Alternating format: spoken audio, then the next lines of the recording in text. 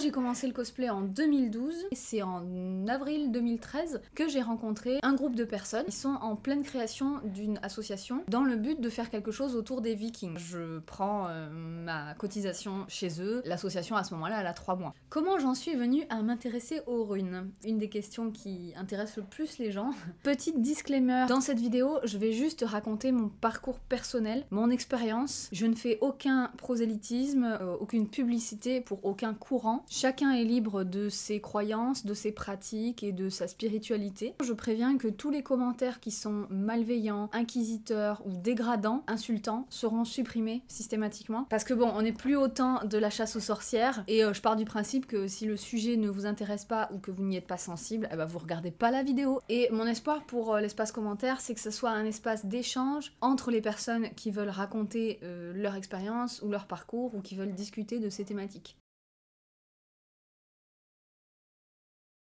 Pendant plusieurs années, on va dire que je considère cet assaut comme une occasion de me retrouver avec des amis. Petit à petit, je vais commencer à apprendre différentes techniques ou activités médiévales. C'est-à-dire que je vais faire un peu de tissage de galons, un peu de couture, un peu de cuisine, je vais fabriquer des jeux. Voilà, je vais essayer de tenter plusieurs ateliers, plusieurs techniques, plusieurs savoir-faire. Et dans le groupe, il y a la femme du chef. Et cette personne, elle est versée dans les runes et dans la divination aux runes, donc elle manipule tout ça. Et lors des dates, on va dire des campements en public, elle fait de la démonstration, elle fait de la divination auprès du public volontaire. Moi, à l'époque, je n'y connais pas grand-chose, et en 2016, lors d'une date sur le campement, elle faisait de la divination aux runes, donc pour le public, en guise d'animation, disons. Et moi, j'étais avec une autre membre, et toutes les deux, on lui tenait compagnie, on discutait avec elle, on était à côté. Donc on regardait un petit peu ce qu'elle faisait, comment elle s'y prenait, etc. Donc c'était l'occasion de discuter et d'en apprendre un peu plus. Vient un moment où elle a envie de faire une pause parce que voilà, c'était assez prenant. Et c'est l'occasion pour nous de lui demander si on peut essayer, voilà, pour voir. Parce qu'en fait, elle avait un bouquin et elle avait aussi des petites cartes qu'elle s'était faites pour mémoire. Donc ça nous intéresse, donc on lui demande la permission de tester. Et puis du coup, on s'installe. Et donc moi, à ce moment-là, je ne sais pas trop ce que c'est. Enfin, je comprends le concept, mais je n'y suis pas forcément sensible au premier abord. Jusqu'à ce moment-là, j'étais très terre-à-terre, très cartésienne. Tout ce qui s'apparentait à de la divination ou des sens médiums, selon moi, il y avait toujours un effet Barnum ou alors du mentalisme ou de la lecture corporelle, gestuelle, etc. Donc j'étais très cartésienne hein, jusqu'à mes 25-26 ans. C'est ça qui est marrant, parce qu'en fait, ça m'a fait vriller du jour au lendemain quasiment, parce que j'étais témoin justement de choses assez étonnantes selon moi, qui m'ont fait justement changer de point de vue. Et je vais vous raconter l'anecdote du coup de ce premier tirage, hein. Il me semble me souvenir que c'était vraiment le premier. Parmi les gens, il y a une jeune femme qui s'avance et qui semble intéressée pour poser une question, avoir une réponse sur son avenir, mais elle est un petit peu renfermée, un petit peu timorée, elle a l'air un peu timide, elle ose pas trop parler. Donc on lui explique un petit peu comment ça va se passer, d'après ce qu'on a vu. La jeune femme, elle nous dit, en gros, elle veut pas poser vraiment, elle a pas vraiment de questions, ou elle veut pas nous dire, enfin on comprend pas trop, elle veut pas détailler la question, mais elle nous dit que c'est juste la famille, elle nous dit la famille. Alors je me rappelle plus exactement les runes qu'elle avait tirées, mais je me rappelle des messages, en tout cas des choses qu'on lui a dites, en décodant simplement avec notre bouquin et les cartes qu'on avait en main. Et la première rune, on lui dit, d'après ce qu'on lit, qu'il y a une histoire de rupture de communication, de blocage, voilà, une rune pas très positive qui montre que la situation est un peu gelée, un peu bloquée, et puis elle nous dit pas grand chose, elle nous regarde, d'accord, ok. La rune du présent, donc on regarde ce que ça dit, et on lui dit qu'il y a la présence d'un guide, de quelqu'un de plus âgé, ou de, voilà,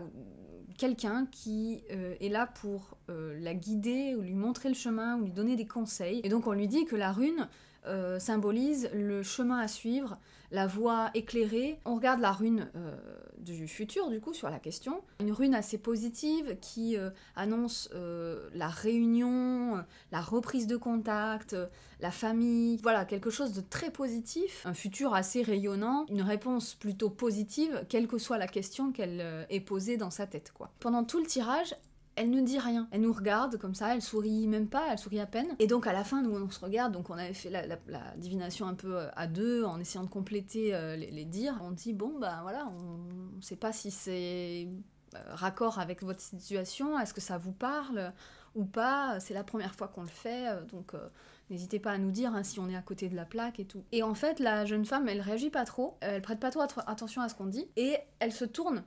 vers quelqu'un qui était à quelques mètres et qu'on n'avait pas calculé, nous, on n'avait pas fait attention à cette personne, qui était adossée à un poteau, et elle lui fait... avec un petit sourire. Du coup, on voit une dame qui était là, quelques mètres en arrière, qui s'avance. Elle a les cheveux un peu grisonnants, elle est un peu... voilà, elle a des lunettes, je me souviens très bien, elle avait une chemise à carreaux, un pantalon un peu rando, avec des chaussures de rando. Nous, on l'avait pas du tout calculé. Et elle commence à nous parler, elle nous dit bah écoutez, j'accompagne cette jeune femme. Et là, elle nous raconte la vie, en fait. Et j'en suis encore émue quand je le raconte parce que ça m'a tellement touchée. En gros, elle nous dit, je suis bénévole pour France Terre d'Asile, donc une association d'aide aux réfugiés. Et cette jeune femme, elle est syrienne. Elle est arrivée il y a pas longtemps en France. Elle a un mari et 2 enfants, 2 fils. Et elle a laissé là-bas son mari et un de ses fils, le plus jeune. Donc ils ont été séparés. Et ça fait plusieurs mois qu'elle n'a pas de nouvelles de son mari, et voilà, ils sont bloqués et ils savaient pas si le mari et le fils étaient morts ou s'ils avaient été bombardés ou autre, quoi. Et elle continue en disant donc moi voilà, je suis bénévole dans cet asso et je la prends en charge, en fait, je m'occupe d'elle pour faire les papiers, pour faire les démarches administratives, etc., de logement, d'école et tout ça. Il y a 15 jours, j'ai reçu un coup de téléphone qui me disait que son mari et son autre fils ont pu avoir des billets pour un avion qui part là, et qui devrait arriver dans les jours qui arrivent. La famille devrait être réunie dans quelques jours. Et putain, on était là, waouh, on s'est regardé, on a regardé, et la nana qui nous explique ça, elle était elle-même, elle était bluffée. Ah, je suis émue, en fait, quand je le raconte, parce que ça m'a tellement remué sur le coup. On était estomaqués, on était stupéfaites d'une telle justesse. C'est, on va dire, l'anecdote, c'est l'expérience révélatrice qui a tout changé pour moi. Alors bien sûr, on peut se dire, oui, c'est une coïncidence, nanana, bon... Nous, on était concentrés sur notre bouquin, sur dire, oh là là, ça c'est la rune de machin, ça c'est la rune de truc. Ah bah ça veut peut-être dire que ça... On faisait le truc hyper bonnes élèves, il y avait aucune manipulation. C'est ça qui m'a soufflé, parce que quelqu'un qui est aguerri, bon, il a l'habitude, il commence à voir un petit peu, il peut détecter des hochements de tête, des trucs, à dire ah oui, c'est plus ça et tout.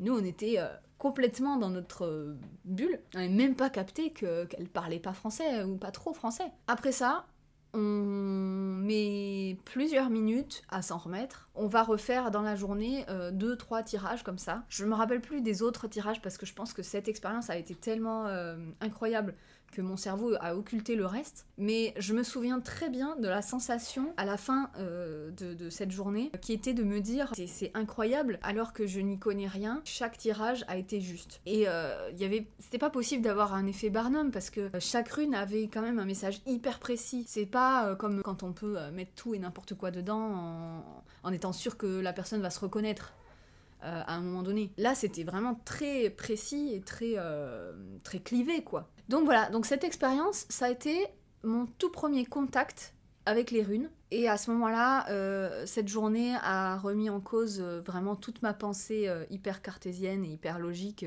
d'à l'époque. Mais en tout cas, c'est vraiment la première expérience qui m'a fait aller vers les runes, en me disant ouais, il y a peut-être quelque chose à creuser, parce que c'est quand même bluffant. Alors bien sûr, après je me suis intéressée aussi et beaucoup au côté linguistique, écriture, etc. Mais mon entrée première, ça a été justement cette expérience de divination incroyable. À la suite de ça, bien sûr, j'ai continué à me documenter là-dessus. Voilà, j'espère que ça vous a plu et que ça vous a intéressé. N'hésitez pas à partager votre expérience en commentaire. En attendant, je vous invite à vous abonner à la chaîne YouTube en cliquant sur le bouton s'abonner et sur la cloche pour ne rien louper des prochaines vidéos que je publierai prochainement. Vous pouvez aussi vous abonner à mon compte Instagram sur lequel je vais publier des photos de reconstituts que j'ai prises cet été, donc j'espère que ça vous plaira.